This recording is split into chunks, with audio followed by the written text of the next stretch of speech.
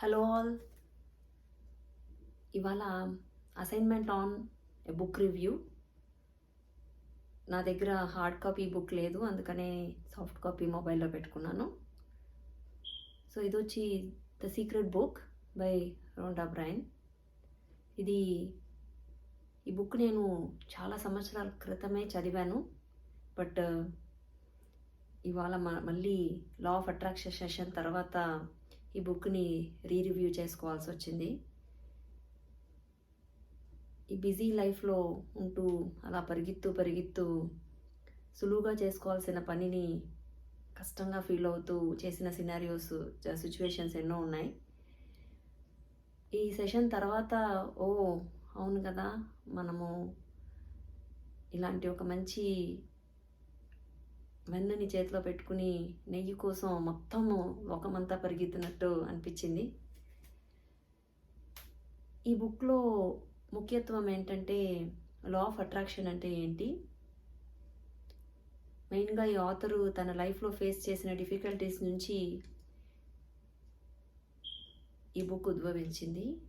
తనకి power of the law of attraction అర్థమయ్యేట్టుగా చేసి మనకందరికీ ఈ అమూల్యమైన బుక్ని అందించడం జరిగింది. లా ఆఫ్ అట్రాక్షన్ అంటే ఏంటి, మనం ఏమనుకుంటామో, మనం ఏం సాధించాలనుకుంటామో అది మనకి రావడం. ఇది మనము ఎన్నో విషయాల్లో చూస్తుంటాం. మనం అనుకుంటాం, నాకు ఖచ్చితంగా నా కాలేజ్ అయిన వెంటనే నాకు మంచి ఉద్యోగం రావాలి అని అనుకున్నది ఉంటుంది. అలా జరుగుతుంది, ఎందుకంటే అది లా ఆఫ్ అట్రాక్షన్. మనం నేచర్కి అది రిజిస్టర్ చేస్తున్నాం. అలాగే లా ఆఫ్ అట్రాక్షన్ అంటే ఏంటి, లా ఆఫ్ గ్రావిటీ అంటే ఏంటి. గ్రావిటీ అంటే ఏంటి, మీరు ఒక యాపిల్ని ఇలా పైన వేస్తే ఖచ్చితంగా యాపిల్ కింద పడుతుంది. మనం పైనుంచి ఒక వస్తువు వేస్తే కూడా అది కింద పడుతుంది. That is what is law of gravity. Similar to materials attracted towards the earth, we will also attract our wishes by registering it in this universe. So మనం ఏది కావాలని కోరుకుంటామో అది జరుగుతుంది అంటే మనం అది రిజిస్టర్ చేస్తున్నాం అనమాట. దాని గురించి మన ఫోకస్ ఇంక్రీజ్ అవుతూ ఉంటుందన్నమాట. ఎన్నోసార్లు మీరు ఆలోచించి చూడండి, మనం ఏమనుకుంటామంటే ఓకే, ఇవాళ నేను ఖచ్చితంగా ఈ ఇయర్ నేను ఇది టార్గెట్ అచీవ్ చేయాలి, ఈ సంవత్సరం నాకు ఈ బుక్ ఫినిష్ చేయాలి, లేకపోతే నాకు పబ్లిషింగ్ ఇష్యూ అవుతుంది, ఎన్నో అనుకుంటాం. అది మనము అనుకుని సాధించి ముందుకెళ్తాం. ఇదంతాను మనం జనరేట్ చేసే థాట్ని ప్రపంచ శక్తిలో రిజిస్టర్ అయ్యి అది మళ్ళీ మనకు రిటర్న్ రావడమే. తర్వాత your thoughts is your actual reality which will generate things.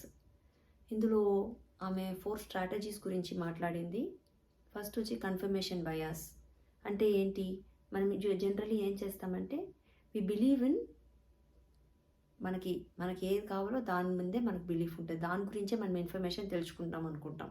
For example, ఇప్పుడు మీరు ఏదో ఒక స్పీచ్ అటెండ్ చేస్తున్నారు, ఆ స్పీచ్లో మీకు అనిపించింది ఆయన ఏదో చెప్తున్నారు వాల్యుబుల్ ఇన్ఫర్మేషనే, కానీ ఆ స్పీచ్ మొత్తానికి మీరు దేని బిలీవ్ చేస్తారో, దేని గురించి ఇన్ఫర్మేషన్ కావాలనుకుంటారో అది మాత్రమే మీరు ఆకట్టుకోగలరు, ఇంకేంతే ఆకట్టుకోలేరు. లేకపోతే ఇంకొక సింపుల్ ఎగ్జాంపుల్ ఏంటంటే, మీరు ఇన్ని రోజులు ఫోన్ గురించి ఆలోచించలేదు, మీరు బేసిక్ ఫోన్ పెట్టుకున్నారు. బట్ ఇప్పుడు మీకు ఏమనిపిస్తుందంటే I need to have a good phone కదా. సో అలా అనిపించేటప్పుడు మీకు ఏమనిపిస్తుంది, మీరు ఏ ఫోన్ అనుకుంటున్నారు, ఏ మోడల్ అనుకుంటున్నారో అది మీకు చాలా కనపడుతుంది అనమాట. సెకండ్ పాయింట్ ఏంటంటే మనం ఎన్నో విషయాలు నోటీస్ చేస్తూ ఉంటాం, కానీ దానికి అటెన్షన్ పే చేయం. సో అలా మనం అటెన్షన్ పే చేయకుండా పోతే మనకి ఇది అట్రాక్ట్ అవ్వదు. సో అప్పుడు ఏం చేయాలి, ఫర్ ఎగ్జాంపుల్ ఇది ఎలా అవుతుందంటే, మీరు ఇక్కడ ఉన్నారు, మీ ఫ్రెండు గట్టు కట్టుపక్క చెరువు దగ్గర ఉన్నారనుకోండి, మీ ఫ్రెండు గట్టు కట్టుపక్క తనేం చూస్తున్నాడు, మీరేం చూస్తున్నాడు, ఇద్దరికి వాళ్ళ పర్స్పెక్టివ్లో వేరే అవుతుంది అనమాట. సో అలా ఉన్నప్పుడు మనం ఏం చేయాలి, లా ఆఫ్ అట్రాక్షన్ అక్కడ వర్క్ అవుతుంది. మీరు ఏం చూస్తున్నారో అది మీ ప్లేట్కి వస్తుంది అనమాట.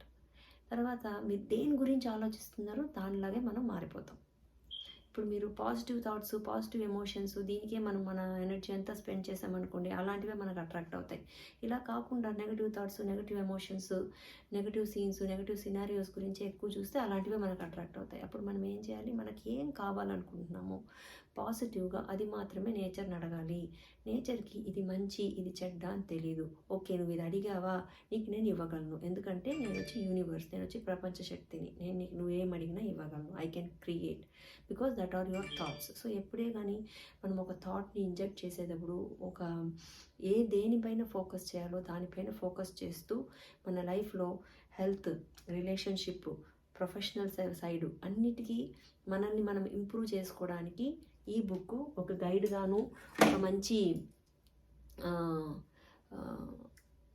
పాత్వేగాను ఉంటూ మనకు హెల్ప్ చేస్తుంది. This book is really good. అందరూ ఈ బుక్ చదవాలి, యూస్ చేయాలి. జై హింద్, జై భారత్, వందే మాతరం.